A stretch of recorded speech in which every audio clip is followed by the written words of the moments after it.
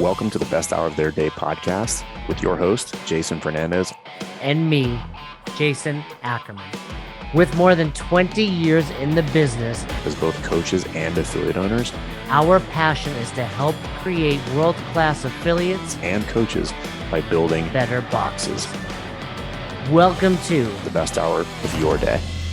Welcome back to the Best Hour of Their Day podcast. Fern here, Ackerman here, not here, Miss Springsteen. She's on vacation. Wow, you just went a whole. What? Is that her name? I mean, if she's the daughter of Bruce, then yeah. Boss. Yeah, the boss. I don't know. She's from New Jersey. Well, maybe she's not telling us something. Yeah. Young Katie, do you have a confession to make? If that's the case, we are actually paying her less going forward. Is Lou actually Bruce? Is Lou Bruce? They sound the same. One syllable. Very New Jersey Italian, I would go. Man. Wise guy-esque, if you will. Mafia related, potentially. Huh. Now I'm curious. Was that racist? Did I take it too far? Assuming Italian was mafia? It wouldn't be you if you didn't take it too far. Anyway, Springsteen's away. She's, this is, let's put it like this. As a boss, I'm happy. She gets to go away. Not the boss, not the Bruce Springsteen boss, the boss of this show, if you will, this company. Don't you feel good but don't you feel good that we created something that allows, employee number one to take multiple trips? She's gone all the time. She's either in Disney World. I was actually going to say, I think she needs to get back to work, honestly. Yeah, Katie, wherever you are right now. I'm getting a lot of emails, Katie, that you should be answering. But I mean, when Katie and I had a conversation in Virginia, you had gone out to pick up the kids. Katie and I had a pretty, nice conversation, nice being you weren't there to distract us. The kids were not there watching the cartoons. You say that like you're hard to distract. Very hard. I'm laser focused. You know me. That's my nickname, laser focused. Yeah. My middle name. Yeah. It's your one weakness is you're too focused. I'm so focused. I can't, I can't multitask. Yeah. But it was, we had this conversation. I said, we gave her a pretty nice, we don't have to disclose, but we treated her very nicely her first year. The year wrapped up, so you can imagine what that looked like. Really like yourself. You're like, man, this is a long-winded way of saying how great of a boss you are. Well, do you want me to pull out the mug that says world's best boss? Well, you can put it right next to my name tag here. Let me see, world's best boss. Do I need to pull this one out? World's best boss? Of course, Katie didn't. Do I need to pull this one out? Like talented motherfucker. Yeah, watch out for the glare. No, but we were coming off the heels of the episode with Kevin Houston, where we clearly spoke about mistakes I made as a box owner / business owner, and compensation was certainly one of those. And obviously you can't pay someone outside of your means or what you can afford, but when you can afford it, feels really good to reward the right people. Katie is one of those right people. We took care of her the first year. And why bonus. Every time I throw out a number, you're just like, are you really like that much? And I'm like, bro, are you kidding me? Right now? Don't, Katie. Yeah, don't, that's how it works, Katie. I go to bat for you. Jay's like, I don't know. It feels like a lot. Whatever Fern says, I cut in half. Yeah. Anyway, so you can imagine what that would have been like, Katie. Right. But no, we had I told her, the plans for this year, 2022, it's like, hey, equally important is that we feel good because, you stepped up. I think a lot of people listen to this show and get motivated, whether it's to be an entrepreneur, to own a box, to improve their coaching. And Katie did it. She left a real job, if you will, for a wing and a prayer, as they say. She left a real job for a really awesome job. Yeah. And, I'm happy that we got to be the catalyst for that. And, now she's, reaping the rewards, if you will.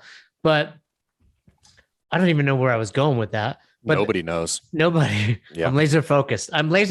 So, even if it's not on a specific task, I'm on it. That's the problem. We had our Q&A this morning, and inevitably a question that comes up on the Q&As or just in general that we get is about members that people aren't satisfied or happy with. Mm-hmm. And You asked a great follow-up question on today's call. Do you want to ask? Do you know what I'm about to say, or do you want to do it yourself? Oh, I know. I know. No, I'll let you listen. Listen, I do wrote what it you do. down. Say it as if it was yours. I know. Okay. I want you to take credit for this. Be like, I had a fantastic follow-up question to somebody's So, issue. let me get into character. Ready? I said, Yeah. hey, how much would you pay to have that member go away? Is what I said. Did you mean to make it rhyme? Like Dr. Seuss, Cat in the Hat? Yeah, I think when you make something rhyme, it sounds a little more mature, professional. People Does it? remember it's better. Does it? Makes me think like I'm reading a children's book. Do you ever rhyme a couple things in a row and then when you have a normal sentence, it doesn't like you're like, this isn't right because it doesn't rhyme? No, because I don't. Well, I'm not a poet. I am writing a kid's book. Well, it's written, I should say. It's getting illustrated as we speak. So listeners, be on the lookout for that. Best hour of their day. First kids book coming out. Now everybody knows why there's been no work getting done on the back end. He's been coloring in a coloring book for Yeah, 6 months. my email is piling up, but I'm coloring well. Yeah, but he's inside the line, so big improvements. But go back to that question. It was your follow-up question. And I think Yeah, too many box owners think they need to accept every single person that comes into their gym. Well, so here's where this you should lead with this. Number one, don't take it personal. It's okay to be upset. So, right, this conversation about feelings, you're gonna feel how you're gonna feel, and then take a second. If this person is aggravating you, or they're offending you, or they're annoying you, or whatever, like just insert whatever feeling you have. You're going to feel how you're going to feel, and then as a business owner, you should not get offended by it or take offense to it or take it personally, and then ask yourself a pretty objective question. What would I give to not have to deal with this anymore? Right. So let's just go with a run of the mill CrossFit membership was called $160. Would you pay $160 to not have to deal with this person anymore? Whatever the problem is, whether their billing is all over the place or whether they want to skip through every onboarding hurdle that you've built into your sales process because they think they're special, whatever it is, like I have been through all of them. It is okay to part ways with those people, and you don't have to be a jerk about it. You can do this in a very professional manner, and you can say, hey, listen, I respect that is what you're looking for. That's clear. You're clearly not happy here. No harm, no foul. We'll see you when we see you.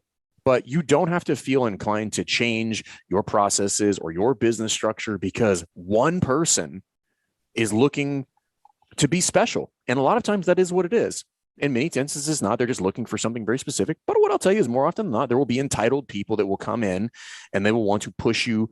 They'll want to move the salt shaker, right? They want to move the salt shaker from the middle of the table and be like, this isn't center anymore. They'll be like, no, it's center, but you don't have to eat at this table. Give a little context to that. That's something that you and I know from Adrian Bosman. Yeah, Adrian at Bosman. The summits. Yeah, at the summit, he talks about, like this idea of moving the salt shaker. We're like, hey, we've determined that this is center. And then we put the salt shaker at the center of the people. And then somebody will want to come along and say, no, that's not center. And they want to put the salt shaker on the edge of the table and say, this is center. And then my job, in many instances, calmly, coolly, collectedly, is to move the salt shaker back to the center and be like, no, that's center right there. And that's fine if you don't want that to be center, but you're going to have to find another table because this is my table. That is center. And I'm not changing it because you don't like it. And we can do that amicably. I can professionally part ways with people. That's fine. It's okay. If they don't like something or they don't, at some point, every gym owner will have somebody who comes in who's probably like, we'll call an old head in the CrossFit space. And they Not will always, though. I mean, not always, but more often than not, in my experience, this is the bucket that they would fall in. They're an old head. They've been around a little while. They think it's still 2007, and they will not like the fact that you're running a business, that you charge for services, or I don't know, like any number of things like that. And that's okay. They want it to be the days of old when they can just do whatever they want for whatever they feel is an appropriate exchange of currency to you. And that's just not how it works. But I'm not going to be offended by that. Be like, hey, listen, I get it. It's clearly not what you want. I hope you find what you're looking for, and that's fine. And in many instances, they're going to make a bunch of excuses, but the real thing is like, they want what they want. And I'm not, and that's not what my business is. Like, it's not to fulfill all of your wants and needs. Like, it's a structure. It's built a certain way. It's fair. Here's what we can offer. Here's why we do it. And they may not understand what goes on in the background or why it's that way, or have seen the evolution of it over 5, 6, a dozen years or whatever, however long your affiliate's been open. And they may not know your backstory. They may not know that you were living in your car and that hey, the only way I made it out of my car was raising rates. And this is what we do now because I have to earn a living and I have kids. And I'm not talking about me. Like, I never lived in my car, but we know people that have done that. Like, I know gym owners who were previously homeless, and it's okay, right? It's okay. And my question to everybody is, they're dealing with a person. It's usually like one, right? So on the top end, you're talking about $200, and I'm not minimizing the value of $200 for a lot of gym owners. $200 can be a big deal, but we have to zoom out a little bit and say, how much is it worth it to you to not deal with this problem anymore? And my bet is it's probably $200. You would probably take $200 out of your pocket and say, hey, boom, problem solved. I don't have to deal with this anymore. I get to move on with my life. But they don't, because we're worried about the $200. And then there's other effects of this, which is it affects your mood. It affects your ability to interact with other people in the community. Well, before you even go into that, because I think that was a valuable lesson you brought to the group, but when a lot of people hear like, hey, it's okay to part ways, they assume it's going to be in a negative light. And what we will tell you is kill them with kindness. Like, be nice to them, potentially give them another affiliate to go to, make sure they're fully refunded, but give them absolutely no reason to complain about you, because they may do that anyway, but you need to be able to go to sleep at night or look your current members in the face and be like, they're either lying, they're mistaken. I handled this well. And if you handle it well, and well being kind of relative to what you need to feel okay with the scenario, that's all you can do. You can't control other people, right? You can be impeccable with your word. You cannot take it personally. And then you can do your best to handle this situation. And once you do that, you have to wipe your hands clean of it. Fern is very, very good at just kind of remaining steady for many things. We had a question this morning from another affiliate owner. It's like, being a box owner, being an entrepreneur, it's very easy to get manic. Like, the highs are high, the lows are low. Mm-hmm. Fern does an excellent job staying steady. You're rubbing off on me, and it's something that I strive to do as well. But that's a scenario that you need to be steady at, and it's like, not lose your mind. So do it well when you part ways, because here's something that Fern said, and I think this is where it gets overlooked. I've said it before, like, hey, if you have a bad apple, your members are noticing it, right? No, someone is not annoying, only you. They're bitching and moaning. Your members that are happy, maybe it's like just small poison, and they're like, oh yeah, what about that? Or maybe it's just bothering them because they're there to have a great time, and they're bumming their high, if you will. So remember that it's probably stressing others out, but more importantly, like you just said, Vern, it's impacting how you now interact with your good members. Yeah. I mean, if I'm in the office fuming over this email and then I go bursting out the door to my members who love to be there, well, that's a real like friction point in the dynamic, and I would counter with this. For every gym owners, we take everything out of context. It's just like one person's mad, which ruins everybody's life, right? It's like, well, for the one person who's unhappy at your facility, by the way, you can't make everybody happy. And it's because they're unhappy is not necessarily your fault. It might be your fault, right? I don't know. But the point is, for every one person you have that's unhappy, I am willing to bet there's 30 that are over the moon. Way happy. More. Yeah. I mean, I would imagine it's even higher than that, because, the squeaky wheel syndrome, it's like, if someone's unhappy, they're telling you about it. You're hearing about it. Dude, this is what can help people in this process, is something that we take people through, which is like getting clear on who their clients are. And I would argue that it's just like marriage, right? I've told the story about the, C cubed, Captain Carroll Conley, who told me not to get married until I was 30, because he said, you're still not going to know what you want, but you're definitely going to know what you don't want. And it's probably more important. It's almost more important to know what you don't want to tolerate as a from a member than it is to know what you do want to tolerate. Because then I can feel comfortable about saying no, and almost to a T, whether it's a coach or whether it's a member. And I don't even know why I do it. Anytime, almost unanimously, when I let people skip or I let people circumvent what we've built, it always comes back to bite me. Almost always. And I'm like, why do I keep doing that? I'm like, I'm trying to be nice. And then it comes back to bite me. And I'm like, damn it, got me again. Like very rarely, very, very, very rarely is that not the case. Think about somebody who thinks they're special and they want to skip onboarding, or they think that they should be, not have to abide by your hold or cancellation policies for any number of reasons. If you stack enough of those things onto one client, and I'm like, this is a client who doesn't give a shit about you, right? They're only concerned about them, and they don't respect the fact that you're running a business. And again, you don't have to be offended by it. You just have to recognize it and say, hey, cool. Like, it's totally fine if we part ways. Like, I'm fine with that. I wish you the best moving forward. And I don't have to refund them. There's times when it's the right thing to refund them. And there's times where we're like, nope, you're definitely getting charged because this is my business and that's the policy and you signed it.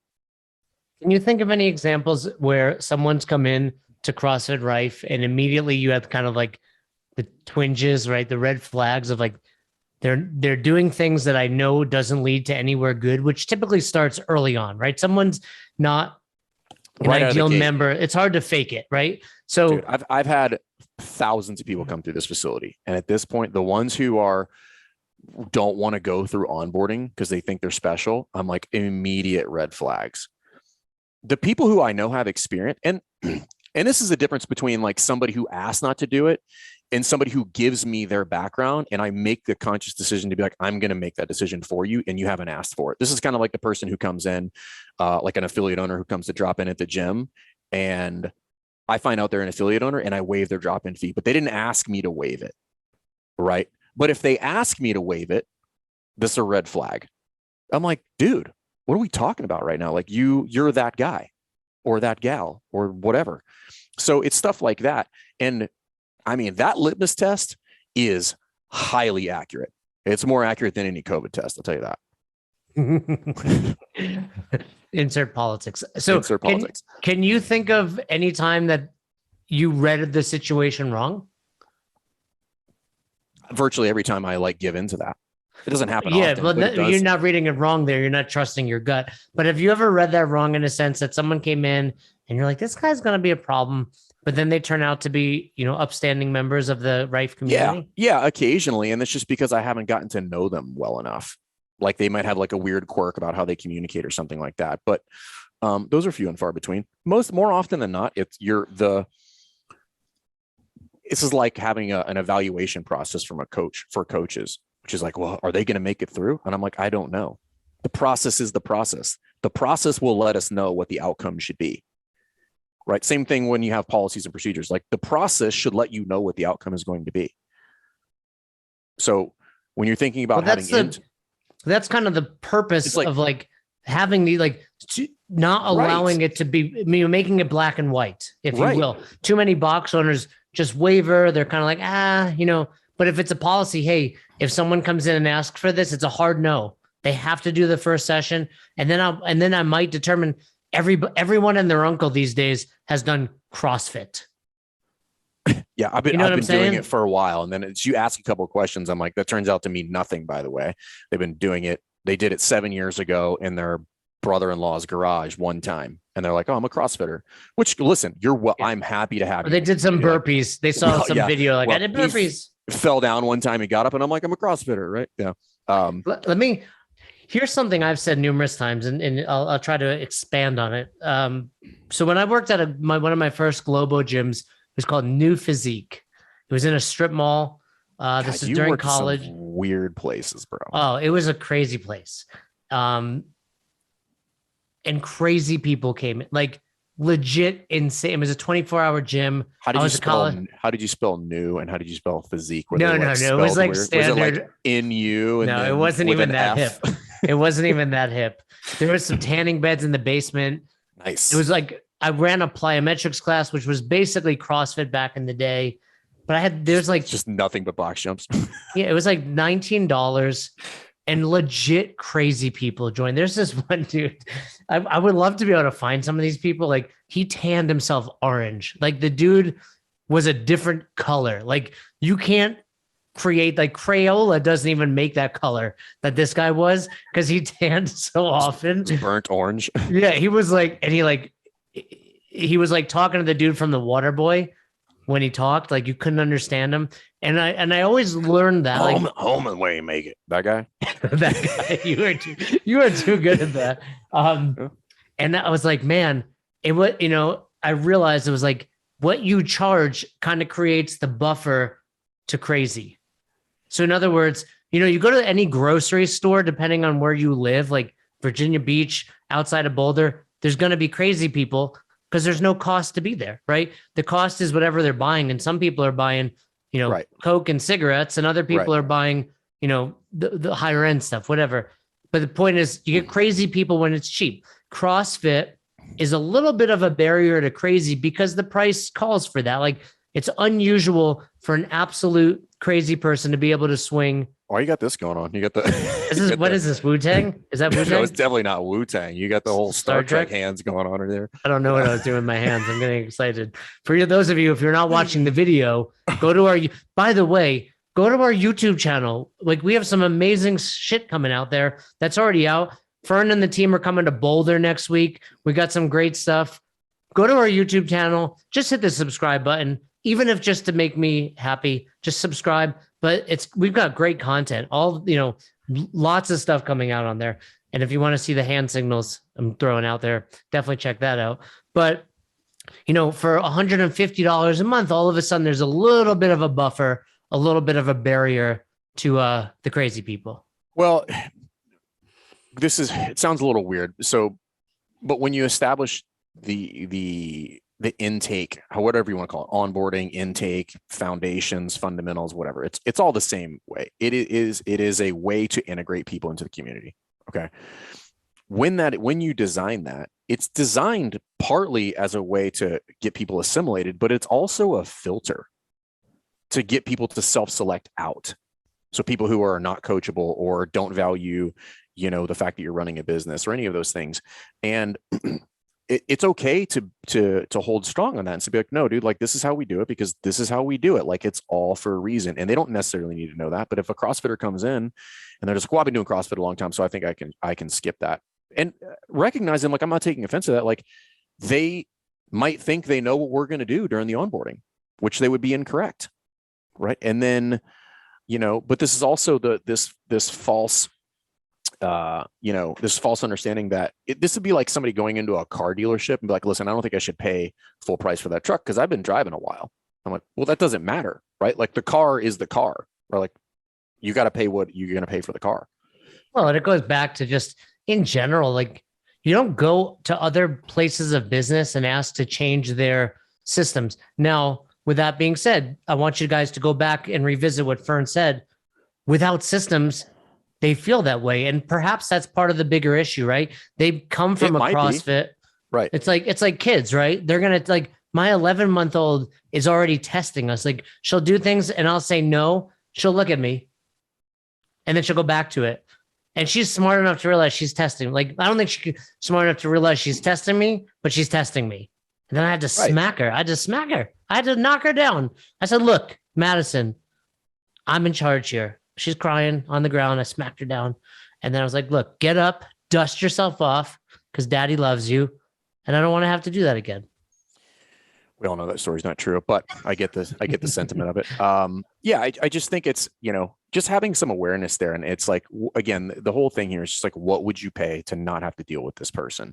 And it's probably more than the membership that they're paying, because they're paying you the membership, or maybe they're not paying you the membership, and that's a real pain. And then the amount of time you're spending dealing with said person is completely outsized compared to the clients who should get your time and attention. For the back and forth that I'm going to go back with clients on emails because they don't like our policies and procedures, which they don't have to, by the way, is taking away from a thank you card that I could be writing, or a follow-up text from somebody that hasn't been there in a week who, is dealing with some family issues, or reaching out to somebody for their birthday, or You're doing also just a podcast, right? Like, but you're off here too, I think, because you're kind of falling into the trap that most affiliate owners do, where it's like, oh, it's also impacting your just life. Like, don't think right. someone's stressing you out of the box and you're not taking that shit home. Stress is stress, but Yeah. you get more accustomed to it over time, right? So like you say I deal with it well. Well, I did not deal with it well for a really long time. And just to be very candid, it still irritates the shit out of me. I just don't let it come out. Yeah, but I heard you kind of, before we hit record, you and Cassidy were talking a little bit. Well, right? I'm kind of talking him through it, and he's kind of giving me a little bit of the story, and I'm just like, okay, I get it. Like, here's what that is, and I'm fine with that. And right? You've also been around long enough to know, like, this rarely improves. Oh, it's not getting better. Yeah, it's like it's any relationship. Like, you should be getting rid of toxic relationships. They're takers, right? Yeah, like a taker energy vampires, right? Right. Just like they're just taking and taking, constantly asking for more, and then like not wanting to, and it just is, right. It is whatever. And I'm not going to take offense to it. I don't know where I kind of know where this person came from, but the point is, like, they might not have run their gym the way I run my gym, and that's fine. I don't care, but this is my gym. And I'm happy to recommend any number of gyms in town that you can go to. And I wish you the best. And legitimately, like, I hope you find what you're looking for.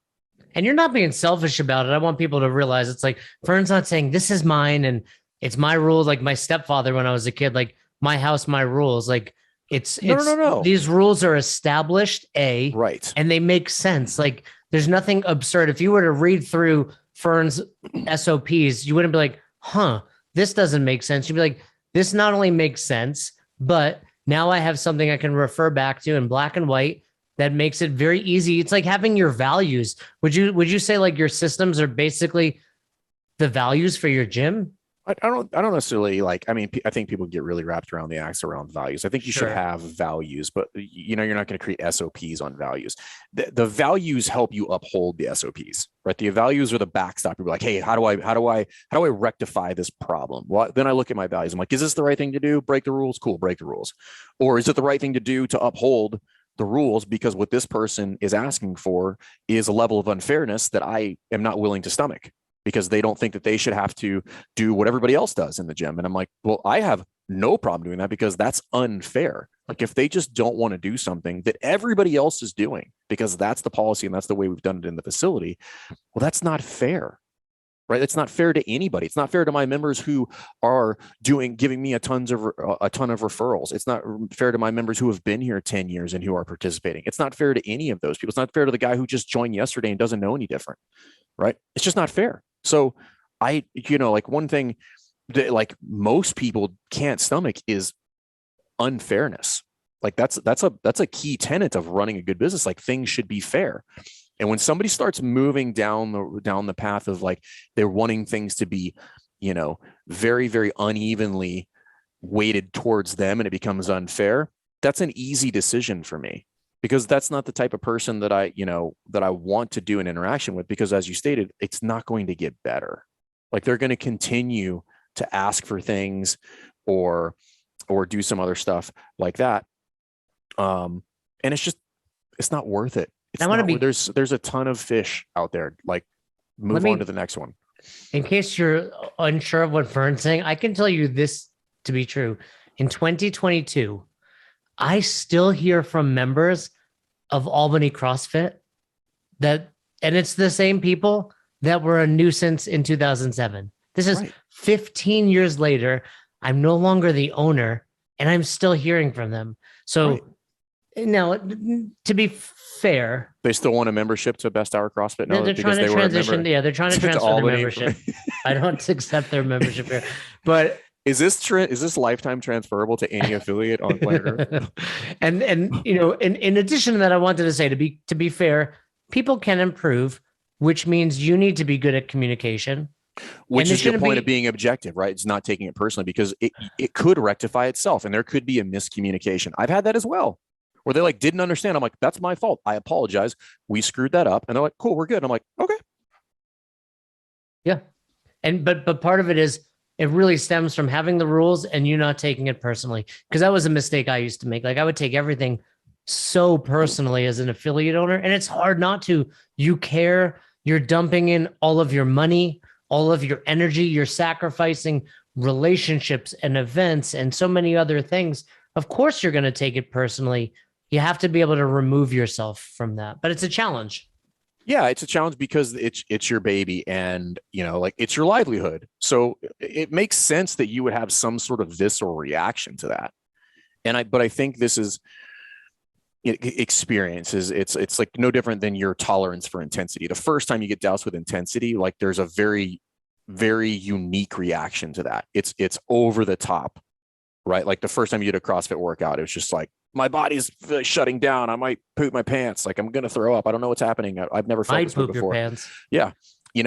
And then as you do more CrossFit workouts, you still get nervous peas, right? But I don't have a full physiological meltdown in the middle of a workout because I have the physiological adaptation to deal with it now. Like my body can either buffer lactic acid, or I know how to pace better, or psychologically I know how to, done the workout before. You've dealt with this. I've done it before. I know how to pay. I know how to not make bad decisions. Strategically, I'm a little bit more set up, and it's no different than business. Is the first times you get burned, the reaction is very visceral because you feel wronged, and it's okay to feel that way. But as you move forward, you take stock in those feelings and it's like, hey, is this somebody, do I need to take this personally?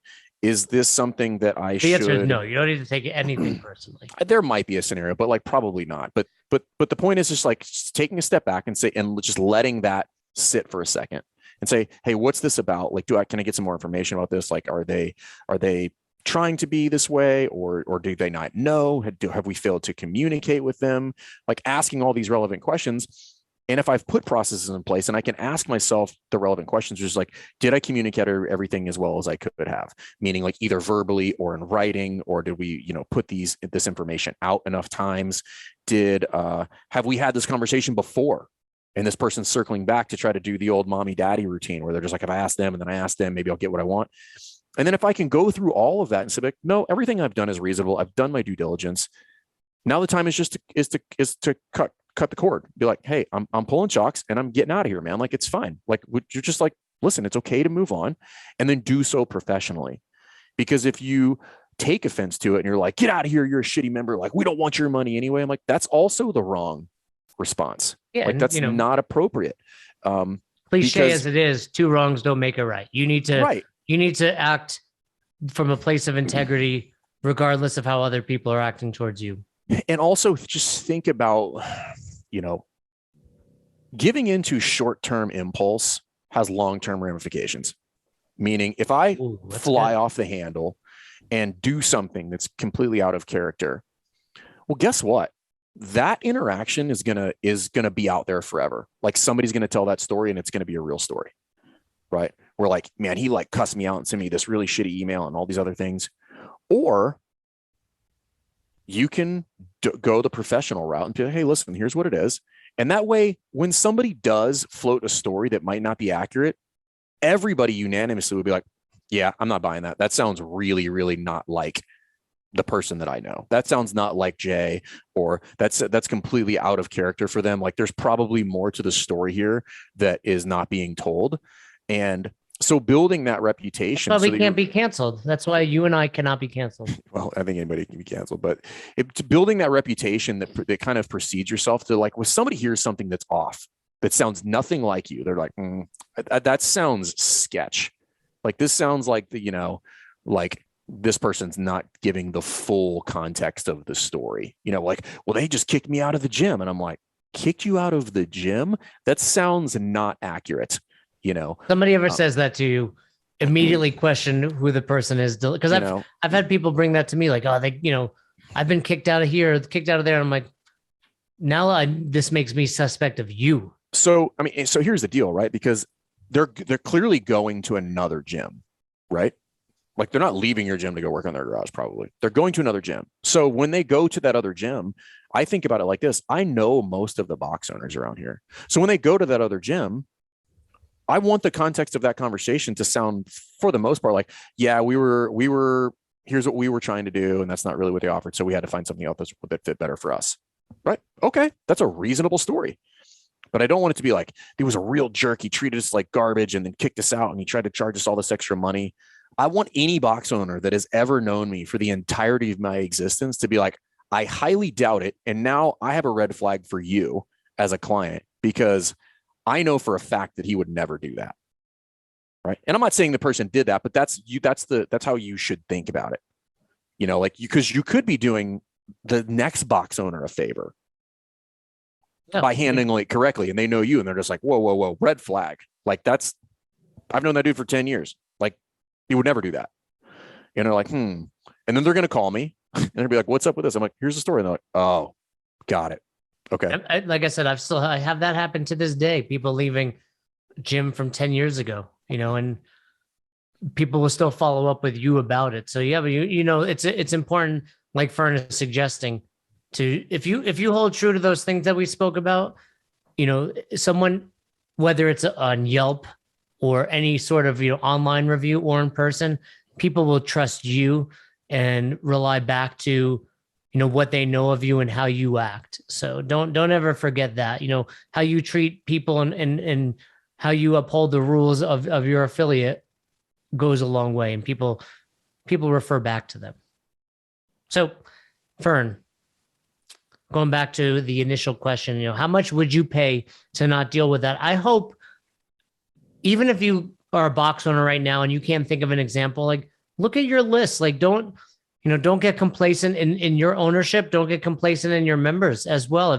If you're having people that irk you, that drive you a little crazy, that are energy vampires, we're not suggesting right away get rid of them, but often have some conversations, talk to them. Hey, you know, I noticed you're bringing this up quite often to our coaching staff. Is there, you know, sometimes, like you said earlier, they just want to be contrarian. They just want to be a thorn in your side. Nip that shit in the bud. Is it bud or butt? I don't know. Butt. Nip it in the bud. Nip that shit in the bud. Bud. This is the first time I miss having Katie on this call. Yeah, Up until this very moment, it was fine without her. We couldn't search it. If we're just paying her just to look up the nonsense that we think of. But I'll end it with this, and I'll kind of throw you for a loop here. I think they're obviously, what we've been talking about is like there is a time and a place. And I'm a big fan of holding two thoughts simultaneously. There's a time and a place where you say, hey, listen, it's time for you to move on. And in the same breath, I think you should go through the mental exercise and say, if I could go back in time and make this person happy, what would that look like? Because I can't correct it for this client, but I can sure as shit correct it for the next one. And I think, you know, that's a really great way to wrap it up, Fern. I love it. But I think oftentimes you have to look at it like a kid. Like, what could I have done? I could have just held my ground earlier, because most of these people just need those rules in place, right? Like, cool, there's no gray. If I, you know, so the question becomes like, what could I have done? Well, I could have gone back and established rules and systems and operations and made it clear to the entire team here what the expectation is when they join, you know, insert affiliate. So I love it, Fern. And again, we're not suggesting you just blanketly get rid of all the pain in the ass people, but if you have a lot of them, look in the mirror. What's going on there? Yeah, it's probably you. Thanks for checking out this episode of the Best Hour of Their Day podcast. We appreciate you listening and choosing to have us help you in your passion for coaching and affiliate ownership. You can find more episodes just like this on all podcast platforms. If you're interested in learning more, you can reach out to us on any social media platforms, or you can visit www.besthouroftheirday.com to book a call. If you found this episode helpful for you, please share it so that we can help other coaches and affiliate owners to help build a bigger and stronger CrossFit community. Thanks for listening.